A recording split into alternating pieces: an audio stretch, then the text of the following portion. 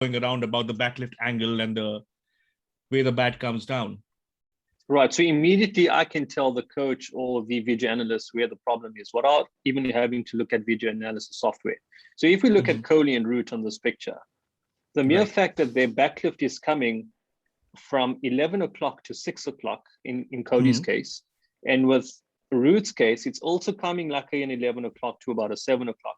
Well, that's an issue. So that's the issue. What Steve Smith is doing correctly is he's got more for rotation in that backlift, where it's coming more from like a 10 o'clock and then down to a 6 o'clock. The problem with Steve Smith is that his feet are nowhere, absolutely nowhere in this particular photo. So if he had the footwork of Root, and if Root had the rotation that Steve Smith had, they would make a fantastic batter.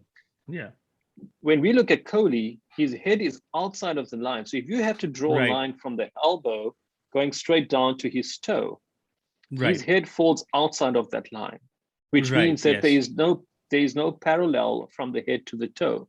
And that goes the same for Steve Smith as well. His head is completely out of the line, and that's because there's no use of the feet. But when we look at Joe Root, partly his head is in line with the toe. He's slightly out of that line. But the problem is that there is no rotation in his backlift for the off-foot delivery. So there's an issue with each of these deliveries and with each of these images.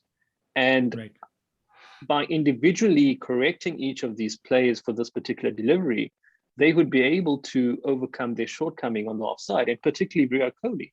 We've got to look at two things for Virat Kohli. We've got to look at where the rotation of the bat is coming from. It's coming from 11 o'clock. It has to come from about 9 or 10 o'clock, rotated, and then he'll be in a position to hit the oncoming moving ball. And the other thing is that his head and his feet are not in line. It has to come back, or his foot has to come back so that there's a straight line.